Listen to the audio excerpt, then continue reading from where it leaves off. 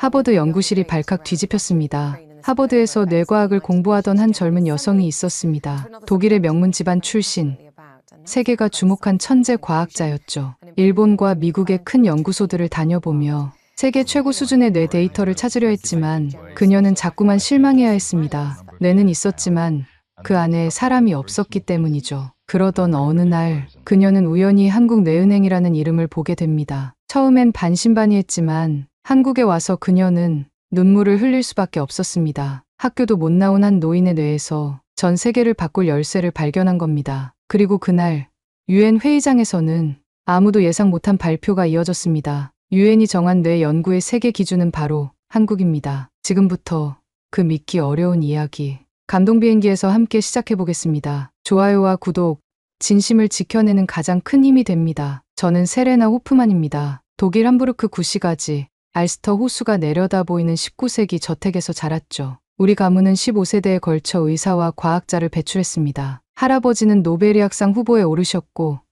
아버지는 독일 최고 신경외과 의사예요. 하버드 의대 박사과정에 입학했을 때 모두가 당연하다는 듯 축하해줬습니다. 하지만 그건 제 인생의 무게를 더 무겁게 만들었어요. 가문의 기대, 교수님들의 시선, 동료들의 부러움, 모든 것이 저를 옥죄었죠. 세레나, 이번 연구 결과는 내 커리어를 결정짓게 될 거야. 지도교수 스미스 박사의 말이 귓가에 맴돌았습니다. 저는 신경퇴행성 질환, 특히 알츠하이머병 연구에 집중하고 있었어요. 할머니가 그 병으로 돌아가셨거든요. 어린 시절 할머니가 제 이름을 잊어가는 모습을 지켜봤습니다. 그때 결심했죠. 이 병을 정복하겠다고. 연구실에서 밤을 새우는 날이 많았어요. 데이터를 분석하고 논문을 쓰고 실험을 반복했습니다. 동료들은 하나둘 떠났지만 저는 남았죠. 제 연구가 세계적으로 주목받기 시작했을 때 스미스 박사는 저를 연구실로 불렀습니다. 세레나, 유엔에서 연락이 왔어. 국제 뇌표준화 프로젝트에 참여해달라고. 그 순간 제 심장이 빠르게 뛰었어요. 유엔이 주도하는 이 프로젝트는 전 세계 뇌 연구의 방향을 결정할 중요한 일이었습니다. 저는 잠시 망설였죠. 제 연구를 중단해야 했으니까요. 정말 저를 선택한 건가요? 물론이지. 내 논문이 지난달 네이처에 실렸잖아. 전 세계에서 가장 젊은 신경과학자 중 한 명으로 꼽히고 있어. 제 임무는 명확했습니다. 전 세계에서 가장 정밀한 뇌 데이터를 찾는 것. 알츠하이머와 같은 뇌질환 연구의 국제 표준을 만드는 일이었죠. 연구실로 돌아와 짐을 정리하면서 컴퓨터에 저장된 데이터를 살펴봤어요. 수천 개의 뇌 스캔 이미지, 수십 개의 실험 결과. 하지만 무언가 부족하다고 느꼈습니다. 인간의 뇌는 너무 복잡해요. 단순한 이미지와 수치만으로 이해할 수 있는 게 아니죠. 세레나, 행운을 빌어. 연구실 동료 제임스가 말했습니다. 고마워. 하지만 행운보다 더 많은 게 필요할 것 같아. 저는 제 책상을 정리하며 오래된 사진 한 장을 발견했어요. 할머니와 함께 찍은 사진이었습니다. 할머니는 웃고 계셨지만 그 눈빛에는 이미 혼란이 깃들어 있었죠. 사진을 가방에 넣으며 다짐했습니다. 할머니, 꼭 답을 찾아올게요. 다음 날 저는 보스턴을 떠나 첫 목적지인 도쿄로 향했습니다. 일본은 뇌 연구 분야에서 오랜 역사를 가진 나라였죠. 그리고 그곳에서 제가 생각했던 것보다 더 큰 실망을 맛보게 될 줄은 몰랐어요. 도쿄는 네온사인과 첨단 기술의 도시였습니다. 일본 국립뇌연구소는 도시 외곽의 거대한 복합단지 안에 자리 잡고 있었죠. 유리와 강철로 지어진 건물은 첨단 기술의 요람답게 위압적이었어요. 호프만 박사님, 어서 오세요. 기다리고 있었습니다. 나카무라 교수는 70대의 노학자였어요. 굽은 등과 달리 눈빛만은 여전히 날카로웠습니다. 그는 일본 신경과학에 살아있는 전설이라 불리는 인물이었죠. 저희 데이터베이스를 살펴보실 수 있도록 모든 준비를 마쳤습니다. 연구소의 중앙 서버실로 안내받았어요. 벽면 가득 컴퓨터 서버가 늘어서 있었고 중앙에는 홀로그램 디스플레이가 설치되어 있었습니다. 최첨단 시설에 저절로 감탄이 나왔죠. 정말 인상적이네요. 일본 정부가 30년간 투자한 결과입니다. 5,000개 이상의 뇌 샘플 데이터가 저장되어 있습니다. 나카무라 교수는 자랑스럽게 설명했어요. 저는 바로 작업에 착수했습니다. 데이터베이스에 접속해 샘플들을 하나씩 살펴보기 시작했죠. 첫 인상은 놀라움이었어요. 이미지의 선명도, 데이터의 양, 모든 것이 완벽해 보였습니다. 하지만 며칠이 지나자 문제점들이 드러나기 시작했어요. 데이터는 풍부했지만 정작 중요한 정보가 빠져 있었습니다. 기증자의 생활습관, 감정 상태, 인지능력 변화 같은 질적 정보들이 거의 없었죠. 나카무라 교수님, 이 샘플의 기증자는 어떤 사람이었나요? 직업이나 생활습관 같은 정보가 필요합니다. 그런 정보는 수집하지 않았습니다. 과학적으로 의미 있는 데이터만 보존했죠. 저는 당혹스러웠어요. 뇌는 단순한 생물학적 장기가 아닙니다. 그 사람의 삶, 경험, 감정이 모두 담긴 복잡한 네트워크예요. 맥락 없는 데이터는 반쪽짜리 퍼즐과 같았죠. 이걸로는 충분하지 않습니다. 알츠하이머 같은 질환은 단순히 뇌 구조만으로 이해할 수 없어요. 사람의 삶 전체를 봐야 합니다. 나카무라 교수는 못마땅한 표정을 지었어요. 그의 눈빛에서 자존심이 상한 것을 느낄 수 있었습니다. 서양 학자들은 항상 그렇게 주관적인 것들을 중요시하더군요. 과학은 객관적이어야 합니다. 논쟁은 무의미했어요. 일주일 후 저는 실망을 안고 도쿄를 떠났습니다. 다음 목적지는 미국 메릴랜드주의 NIH 국립보건원이었죠. 세레나, 다시 만나 반갑네. 존스 박사는 제가 하버드에 있을 때 몇 번 강연을 들었던 석학이었어요. 그는 미국 최대 규모의 뇌 데이터베이스를 관리하고 있었습니다.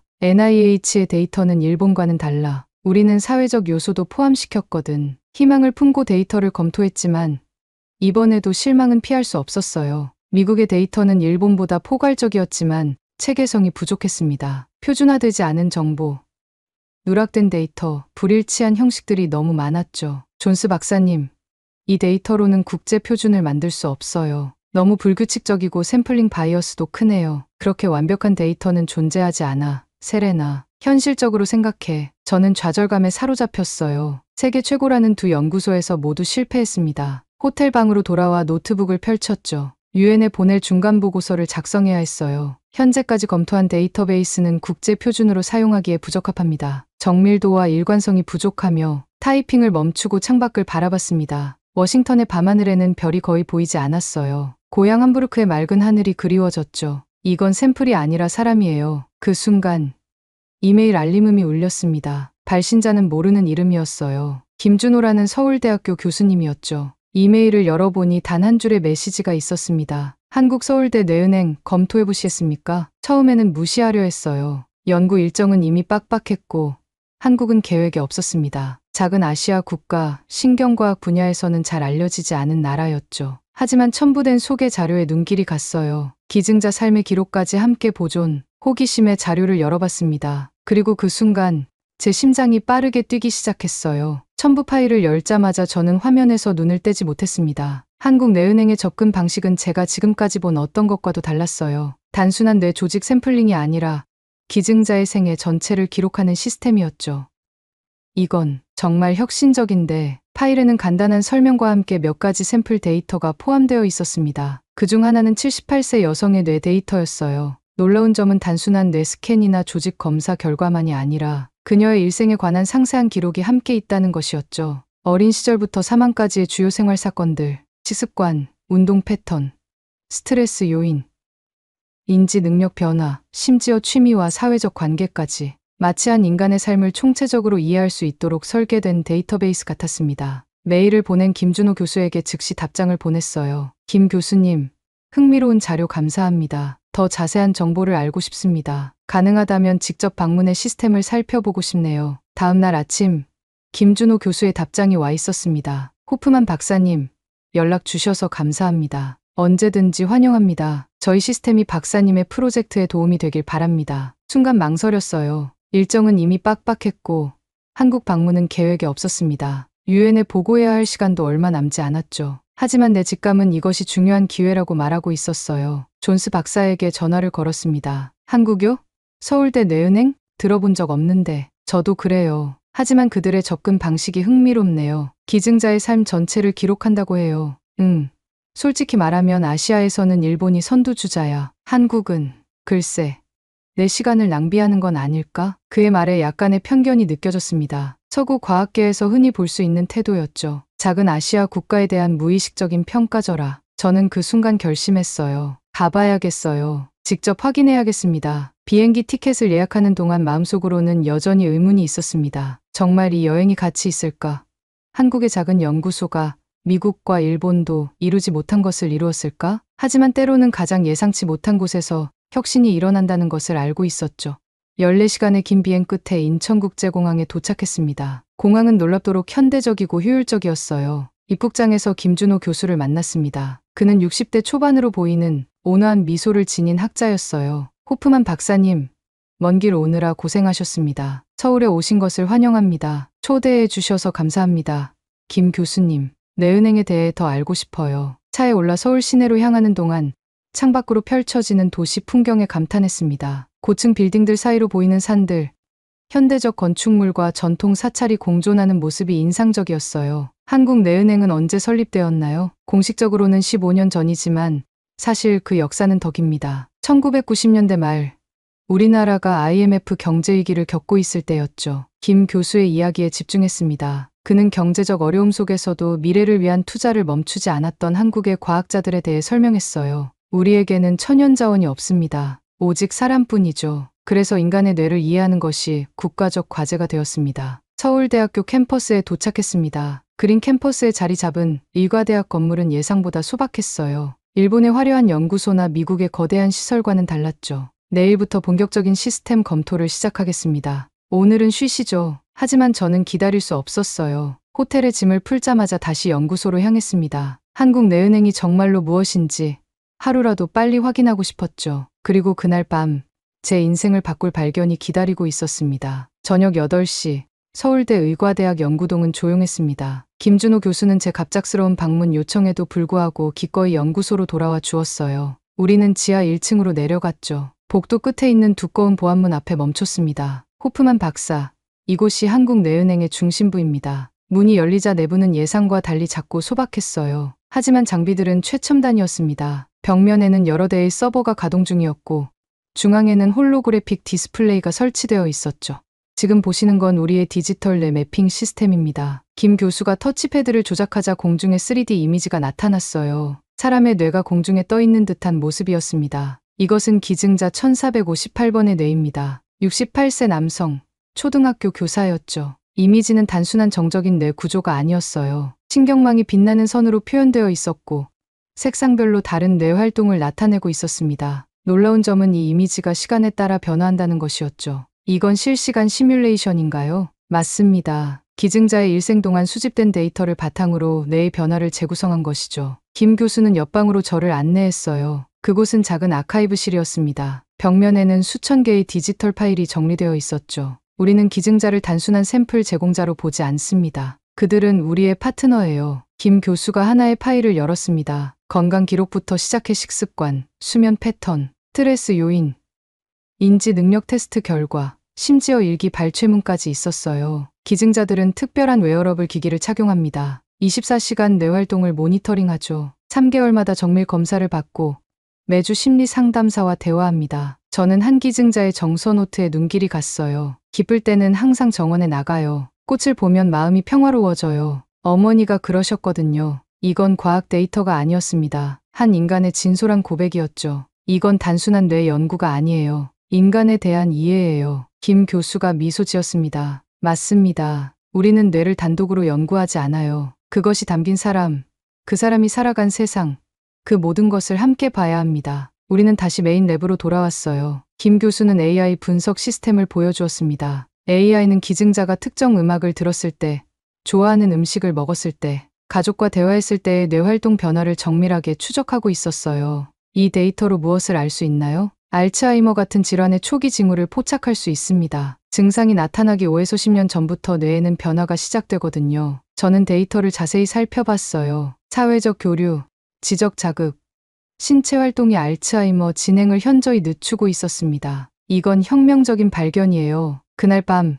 연구소를 나오면서 머릿속이 복잡했어요. 제가 본 것은 단순한 과학적 데이터베이스가 아니었습니다. 그것은 인간 존재의 본질에 대한 깊은 통찰이었죠. 다음 날 아침, 저는 서울대 뇌은행으로 향했습니다. 어젯밤 본 것들이 머릿속에서 맴돌았어요. 한국의 접근 방식은 제가 알던 신경과학의 패러다임을 완전히 바꿔놓고 있었죠. 김준호 교수는 이미 연구실에서 저를 기다리고 있었습니다. 그의 옆에는 젊은 여성 연구원이 있었어요. 박지연 박사입니다. 우리 팀의 데이터 분석 전문가죠. 박 박사는 공손하게 인사했습니다. 그녀는 태블릿을 들고 있었어요. 오늘은 실제 사례를 함께 분석해 보겠습니다. 특별한 케이스를 준비했어요. 그들은 저를 데이터 분석실로 안내했습니다. 대형 스크린에 기증자 2711이라는 코드와 함께한 노인의 뇌 이미지가 나타났어요. 이분은 87세에 돌아가신 여성입니다. 특이한 점은 인지 능력이 또래보다 월등히 높았다는 거예요. 박 박사가 화면을 조작하자 뇌의 여러 영역이 밝은 색으로 빛났습니다. 특히 학습과 기억을 담당하는 부분이 놀랍도록 활성화되어 있었어요.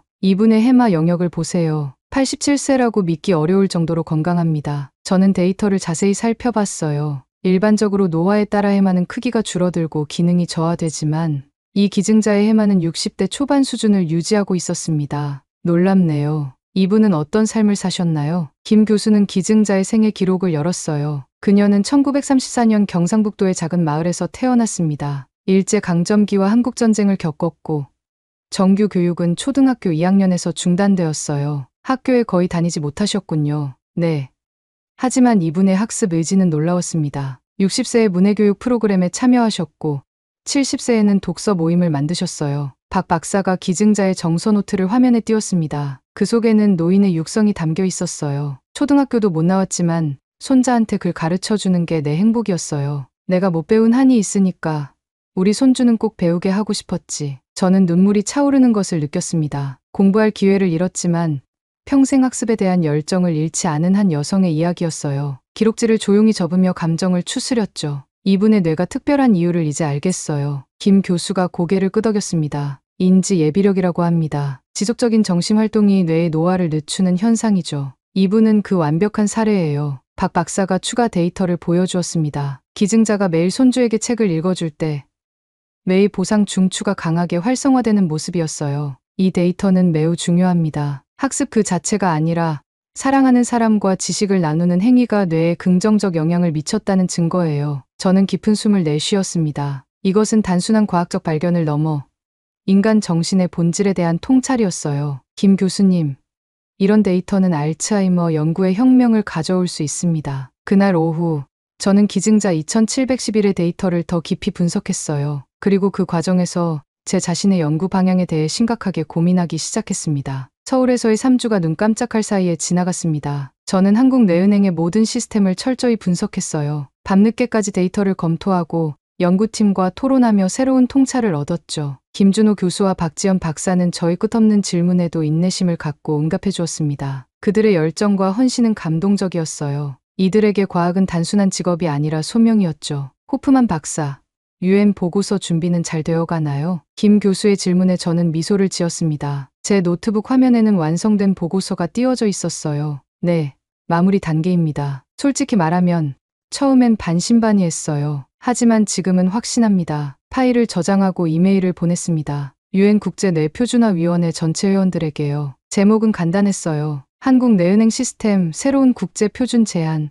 다음 날 저는 서울을 떠나 뉴욕으로 향했습니다. UN 본부에서 열리는 국제신경과학 회의에 참석하기 위해서였죠. 비행기 안에서도 계속 데이터를 검토했어요. 한국의 접근 방식이 가진 혁신성을 어떻게 효과적으로 전달할지 고민했습니다. 뉴욕에 도착한 날 스미스 교수에게서 전화가 왔어요. 세레나, 내 보고서가 큰 파장을 일으키고 있어. 모두가 궁금해하고 있어. 내일 모든 것을 설명할게요, 교수님. 회의 당일 UN 본부 회의장은 세계 각국에서 온 신경과학자들로 가득 찼습니다. 미국, 영국, 독일, 일본, 중국의 석학들이 모두 모였어요. 저는 발표 순서를 기다리며 긴장된 마음으로 준비 자료를 다시 점검했죠. 다음은 독일 출신 하버드 대학 세레나 호프만 박사의 발표입니다. 주제는 국제 뇌표준화를 위한 새로운 제안입니다. 제가 단상에 섰을 때 회의장은 조용해졌습니다. 모두가 주목하고 있었어요. 저는 깊은 숨을 들이마시고 시작했습니다. 저는 지난 6개월간 세계 각국의 뇌 데이터베이스를 분석했습니다. 그리고 한국에서 인류의 미래를 보았습니다. 화면에 한국내은행의 데이터 시스템이 나타났어요. 청중 사이에서 작은 동요가 일어났습니다. 한국의 접근 방식은 혁명적입니다. 그들은 뇌를 단순한 생물학적 장기가 아닌 한 인간의 전체 삶이 담긴 이야기로 봅니다. 저는 기증자 2711의 사례를 보여주었어요. 교육을 받지 못했지만 평생 학습에 대한 열정을 잃지 않았던 노인의 이야기, 그리고 그 열정이 어떻게 그녀의 뇌를 젊게 유지했는지에 대한 데이터였죠. 이것은 단순한 상관관계가 아닙니다. 인과관계예요. 한국연구진은 10년 이상의 종단 연구를 통해 사회적 연결과 지적 자극이 알츠하이머 진행을 늦춘다는 사실을 증명했습니다. 회의장에는 놀라움의 물결이 일었어요. 특히 일본과 미국 대표단의 표정이 굳어졌습니다. 한국의 시스템을 국제 표준으로 채택할 것을 제안합니다. 이 접근 방식은 알츠하이머 연구에 혁명적 변화를 가져올 것입니다. 질의응답 시간, 많은 질문이 쏟아졌어요. 특히 일본 대표의 질문은 날카로웠습니다. 호프만 박사, 한국의 샘플 수는 우리보다 훨씬 적습니다. 어떻게 더 신뢰할 수 있나요? 수가 아니라 질입니다. 한국의 데이터는 깊이가 다릅니다. 토론은 4시간 넘게 계속되었어요. 하지만 결국 WHO 연구위원회의 결정은 만장일치였습니다. 한국 내은행 시스템을 국제 표준으로 채택합니다. UN 회의가 끝난 직후 저는 복도에서 취재진과 마주쳤습니다. CNN, BBC, 알자지라의 기자들이 저를 향해 마이크를 들이밀었어요. 호프만 박사, 한국의 시스템을 추천한 결정적 이유는 무엇인가요? 왜 일본이나 미국이 아닌 한국이었습니까? 질문이 쏟아지는 가운데 저는 잠시 생각에 잠겼습니다. 그리고 솔직한 마음을 전했어요. 과학은 숫자나 기술만이 아닙니다. 인간에 대한 깊은 이해가 필요해요. 한국의 과학자들은 뇌를 연구하면서 그 안에 살았던 사람을 잊지 않았습니다. CNN 기자가 다시 질문했어요. 하버드와 유럽 명문가 출신인 당신이 한국의 시스템을 선택한 것이 의외라는 의견도 있습니다. 저는 미소를 지었지만 눈에는 눈물이 맺혔습니다. 저는 과학자이기 전에 인간입니다. 제 할머니는 알츠하이머로 돌아가셨어요. 할머니가 제 이름을 잊어갈 때 저는 무력했죠. 한국에서 저는 단순한 뇌 샘플이 아닌 한 인간의 이야기를 보았습니다. 그 순간 깨달았어요. 이것이 진정한 과학이라는 것을. 다음 날 아침 CNN은 특별 보도를 내보냈습니다. 제목은 세레나의 눈물이었어요. 독일 명문가 출신, 하버드의 천재 연구자. 그런 그녀가 한국의 연구실에서 울었다. 이유는 단 하나, 사람을 위한 과학이 존재했기 때문이었다. 보도는 전 세계적인 반향을 일으켰습니다. 특히 한국은 축제 분위기였어요. 작은 아시아 국가가 신경과학 분야의 세계 표준을 세웠다는 자부심이 넘쳤죠. 저는 보스턴으로 돌아와 연구실에 앉았습니다. 동료들이 축하해 주었지만 마음속으로는 이미 다른 생각이 자리 잡고 있었어요. 한국에서의 경험은 제 인생관을 완전히 바꿔놓았습니다. 그날 저녁, 스미스 교수가 연구실을 찾아왔어요. 세레나, 내가 자랑스럽구나. 넌 이제 세계적인 과학자가 되었어. 감사합니다, 교수님. 하지만 저에게는 아직 할 일이 남았어요. 무슨 뜻이지? 알츠하이머 치료제 개발을 계속하고 싶습니다. 한국 연구진과 함께요. 스미스 교수의 표정이 굳어졌습니다. 한국에서